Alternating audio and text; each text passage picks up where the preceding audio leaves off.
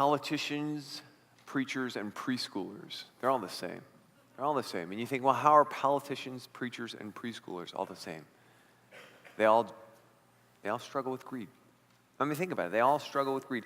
I want, give me, give me, give me. Now, that's a rash generalization. I mean, come on, some of the politicians out there, they're really generous people. Preachers, yeah, we can put them all in the category. Preschoolers, maybe some yes, some no, but how about you? Would you fit in that category? Do you struggle with greed? I don't struggle with it. It comes very easily. It's very second nature. It's just I want stuff. There you go. That's it. That's how it works. But I think we could just say people struggle with greed. It's just our nature. We want things. We want, you have that? Well, I want that. We covet, and we want what our neighbors have, and we want, and we look, and we desire, and we have this unquenchable desire for more. And it really messes with our heart when we look at these things that we want and that we desire, and we expect them to fulfill us, to make us content, to fill the place that only God can fill. And greed takes over our life. And we want, and we desire, and we covet. We're going to look in Luke chapter 12 today. Luke chapter 12, we're going to see a parable that Jesus teaches about greed. And if you've got the King James Version, it actually uses the word covetousness. Covet, to want, to see what someone else has, and to want that, to desire that, and say, you know what, I want that so much. I'm going to desire what you have. I want it, I want it, I want it. And I'm going to get it at all costs. And I'm going to make my life be completely focused on getting those things and collecting those things. Now, this parable that we're going to be looking at, we've been studying the parables of Jesus. This is an example parable, but this is a negative example. The parable that Jesus is going to tell is going to show someone who he doesn't struggle with it. It comes very easily for him.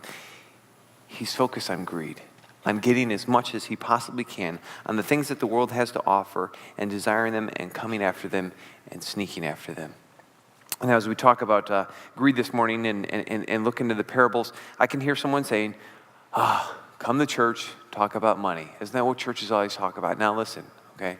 We could say, well, we need to talk about money because the church needs money. We need to talk about money because missionaries need money. We need to talk about money because the community needs money. But we need to talk about money because you need to talk about money.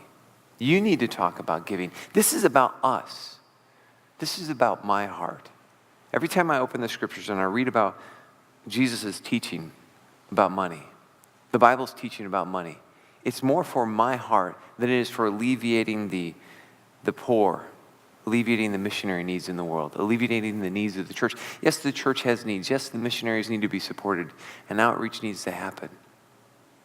But giving is about myself. It's about my heart, about me putting my greed down and becoming a generous steward of what God has given me, about being a generous giver of what God has blessed us with.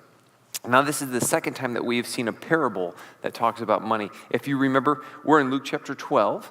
Go a couple pages back to the left. Luke chapter 8. I'm going to give you a quick one because Jesus says, he talks about money quite a bit in his parables. Probably a little under half talk about money or deal with money. Luke chapter 8, we did the story of the sower of the seeds. And verse 7, other seed fell among the thorns which grew up with it and choked the plants. The sower is sowing the seeds as he's going along, and some of the seeds fall among the thorns, and they grow up, and it kills it out. Verse 14, the seed that fell among the thorns stands for those who hear, but as they go on their way, they are choked by life's worries, riches, and pleasures, and they do not mature. So Jesus is talking about money here and about the worries and the deceitfulness of riches and how they'll turn our heart from God and they'll cause us to greed and to lust after what the world has to desire. Back to Luke chapter 12, a couple pages back to the right, and we'll see the story that Jesus tells of the warning against greed. Now, the context here, Jesus is drawing quite a crowd. Chapter 12, verse 1. Meanwhile, when a crowd of many thousands had gathered so that they were trampling on one another, Jesus began to speak to them, his disciples, saying, he's got this big crowd. One of the readers, the commentaries, was saying, mentions that this is the largest crowd in the Gospels. This is a lot of people. Jesus has got a whole bunch of people together, and he's doing his normal Jesus thing. He's teaching them a sermon. So he gets all these people together. He's talking to his disciples, talking to the people, and Jesus actually gets interrupted in his sermon. Someone's actually brave enough or greedy enough to stand up in the middle of Jesus' sermon and say, "Excuse me, I know there's 1,000 people here, but excuse me, I'd like you, Jesus, to stop talking and focus on my problem." That's bold. This guy, he has one focus on his mind. Let's look to see what it is. Verse 13. Chapter 12, verse 13. Someone in the crowd said to him, "Teacher, tell my brother to divide the inheritance with me." Now, this is in the middle of the sermon section, so Jesus is preaching along, and this guy stands up and says, Hey, look here, Jesus. I got this brother, he's kind of a crook, let's talk about dividing the inheritance. Jesus replied, "Man, who appointed me a judge or an arbitrator between you?" Then he said to them, "Watch out. Be on your guard against all kinds of greed, because life does not consist of an abundance of possessions." Now, this was normal. It was normal for people to go to a rabbi, Jewish teacher, a rabbi, and say, "Look, we have a disagreement here. Can you help this out? Can you settle this down? Can you help us figure this problem out?" And so this man, he comes to Jesus and he says, "Listen, let's figure out this inheritance thing. Let's divide it up." But I don't think he's honest, okay? I don't think he's got good intentions here. I think Jesus is appropriate in his answer to him. He says, "Listen, I'm not going to get into this squabble between your brothers. I'm not doing this because first off, what's Jesus' mission? It's a spiritual mission. He's here as a spiritual Messiah, not as a political Messiah, not as a small claims court Messiah. He doesn't want to go there. That's not his mission. His mission is the spiritual kingdom and bringing that about." And so this guy interrupts his sermon in the middle of his sermon and says, "Listen, Jesus, I need you to help out with this inheritance thing with my brother." And I think this guy is playing, I think he's trying to pull a fast one. I think he's trying to play Jesus like, young people, have you ever done this to your parents? If you get to your parent first and tell them your side of the story, then there's a much more favorable chance that you will win the argument. I've done it, okay? It's how it works. You go and you tell them your side of the story. "Oh, Mom, Dad, listen, this is what my brother did, and this is how they're the worst person in the world, and this is how I'm the best person in the world, and I want you to side with me." I'm not looking for a mediator. I'm looking for you to just get on my side and give me what I want because I'm greedy, I'm selfish, I'm sinful, and I really don't care about my brother. So can we work this deal out? I think that's what this guy is doing. "Teacher, tell my brother to divide the inheritance with me." Jesus replies, "Man, who appointed me a judge or an arbiter between you? Watch out. Be on your guard against all kinds of greed, because life does not consist of an abundance of possessions." I think Jesus gives him that response because he looks at him and he sees his heart and he says, "I know what you're trying to do. I know that your heart is consumed with this greed for this money, this inheritance. I know that's what you're going for." Jesus says, life is not about abundance of possessions. That's a good verse. That is a good one to write on your refrigerator, to remember the next time you go shopping. Watch out. Be on your guard against all kinds of greed, because life does not consist of abundance of possessions. That's not the meaning of life. Buying things, getting things, that's not the meaning of life. That will just leave us empty and searching after the next thing that's going to promise to fulfill us. And Jesus looks at him and gives that response. He says, "You know what? I'm going to tell you a story." Verse 16. And he told him this parable. "The ground of a certain rich man yielded an abundant harvest." Verse 17. He thought to himself, "What shall I do? I have no place to store my crops." Then he said, "This is what I'll do. I will tear down my barns, and I will build bigger ones, and there I will store my surplus grain. And I will say to myself, you have plenty of grain laid up for many years. Take life easy, eat, drink, and be merry." But God said to him, "You fool, this very night your life will be demanded from you. Then you will get what you have prepared for yourself. This is how it will be with whoever stores up things for themselves, but is not rich towards God." I think that parable helps us to understand what the brother's heart was about. It's about getting stuff. It's about greed. This brother he just wants the money. He wants the money. And so Jesus looks at him and says, "Listen, you look just like this guy in this story, and he has a problem with greed, and you have a problem with greed, and that's not the point of life. The point of life is verse 21. is being rich towards God. Not storing up things for ourselves, but being rich towards God. And so we read this, and I don't want to reread it again. I don't want us to look for the emphasis of this guy. Because at first read, you think, he's not really doing anything bad. He gets good crop and builds bigger barns and stores the crops. But look at it and listen to his selfishness as we reread this. Verse 16. The ground of a certain rich man yielded an abundant harvest. He thought to himself, what shall I do?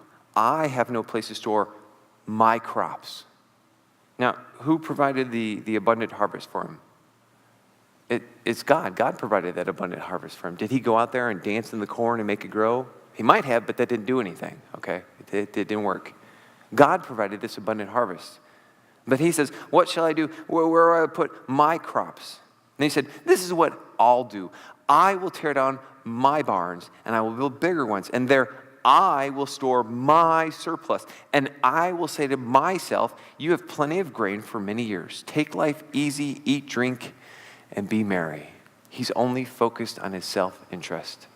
Greed foolishly focuses only on self-interest. That's what he's focused on. His end game is himself.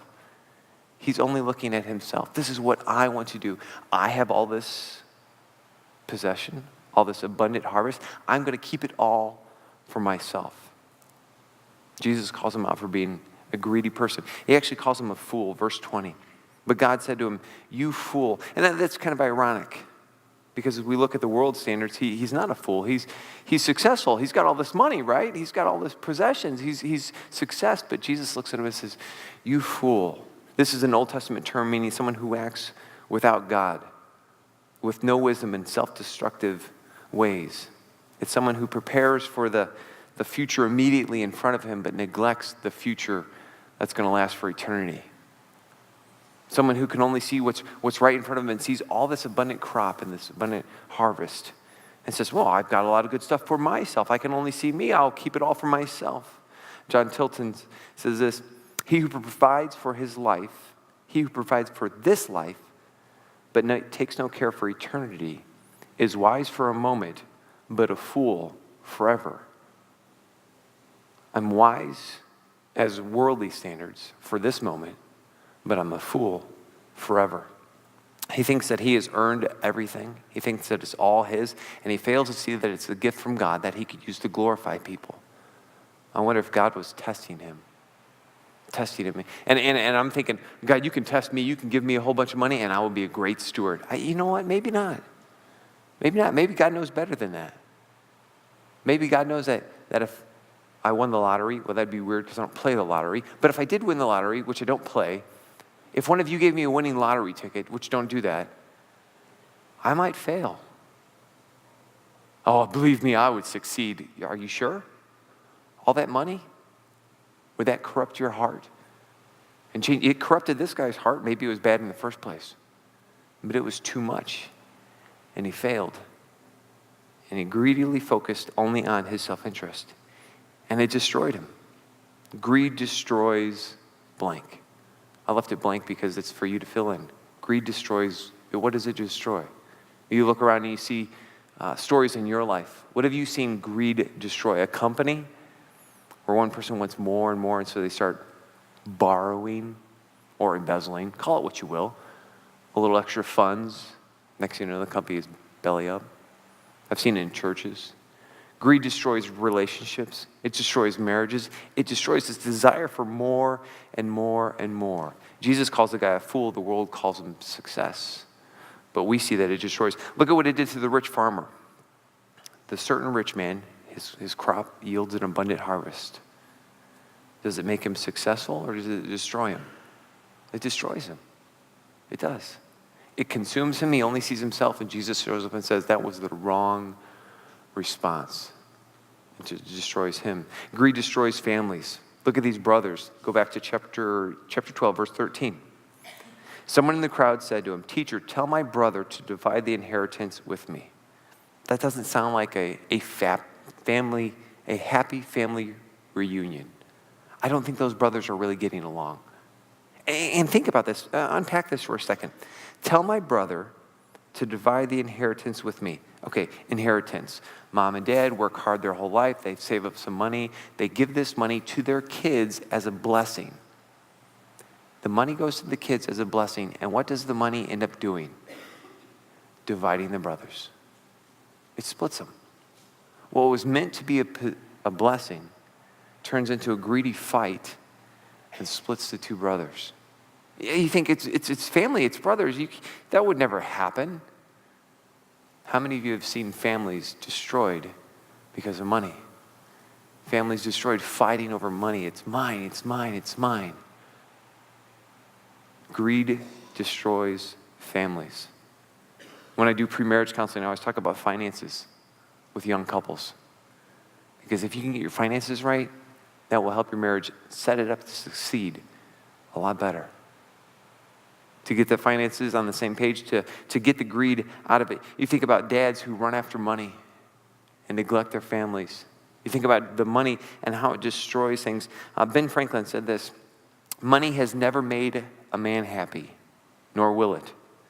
There is nothing in its nature to produce happiness. The more of it one has, the more one wants. That's not a good marketing scheme, but it's true. Money has never made anyone happy. But yet we go after it and we pursue money and stuff and things because we think it will. The world tells us it will, but Jesus says, listen, that's not what life is about. Verse 15, life does not consist in an abundance of possessions. Life is not about stuff. It's not about that. That is an empty, meaningless life to pursue after that. And if that's what we invest in, then we're investing in the wrong kingdom. We're investing in the wrong kingdom. Jesus, as he tells his parables, he's explaining to his crowd, the followers, that the kingdom is here. The kingdom of heaven is here. And he's explaining what it's going to be like and what it will look like and how we should take part in it and invest in it.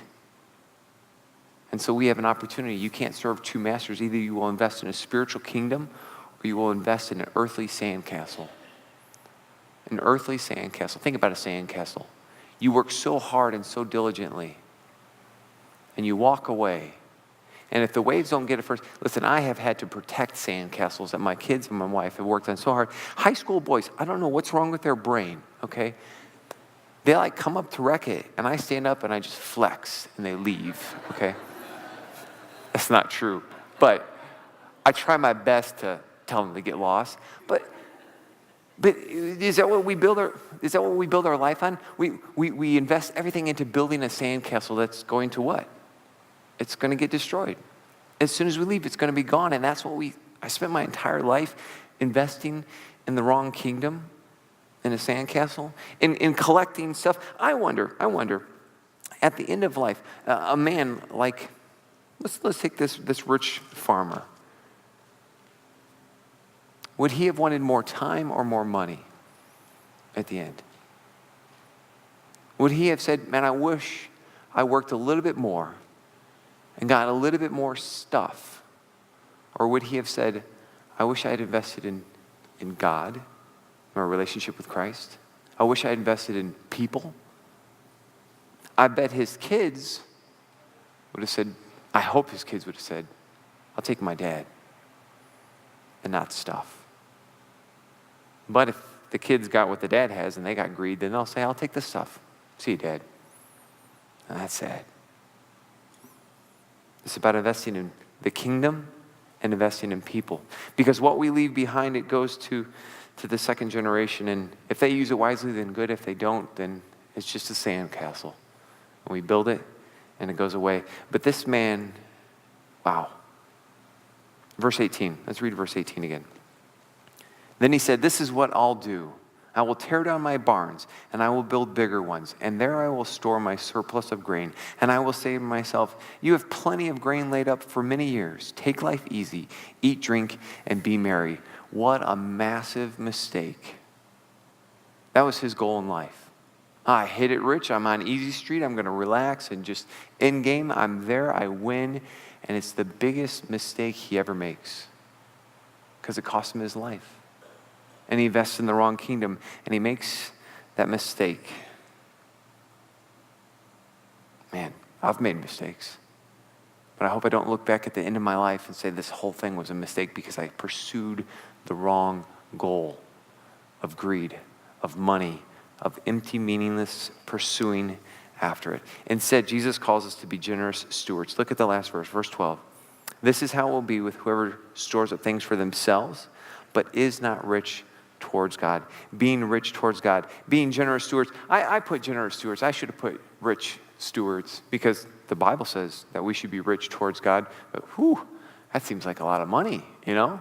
Being rich towards God, that means we'd have to give a lot. Generous is better. Let's just go with generous because we can come down a couple percentages with generous. But rich, that's what it says.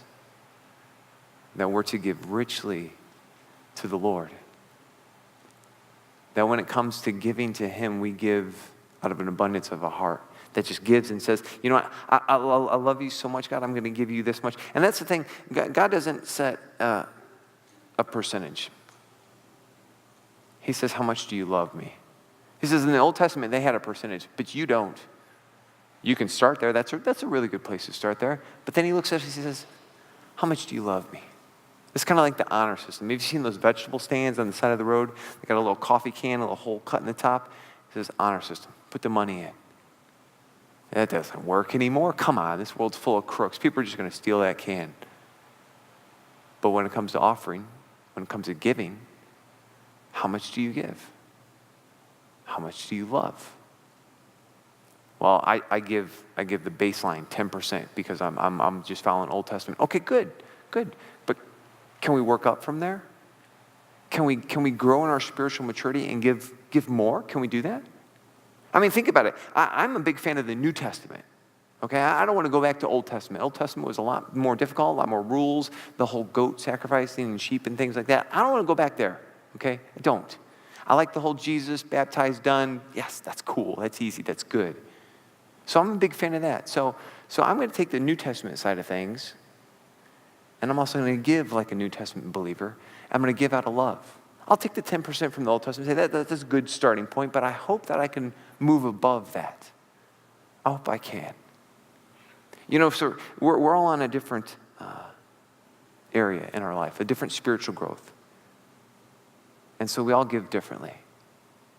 Maybe you don't give. Maybe, you know what, I don't give. It's a foreign concept to me. I'm new to this whole Christian thing. I'm still testing the waters. I'm still trying to figure this out. Okay, good. You're here, you're listening. Try it. Start giving. Try it out. Giving is one of the quickest ways to pull the air out of the greed. I'm struggling with greed in my life. Start giving. It'll change it. It'll change it. So start giving. Maybe for you, you're a giver who just opens up your wallet and whatever cash you have left over, I'm just going to give that because that's what I got. I'm just going to throw that in there.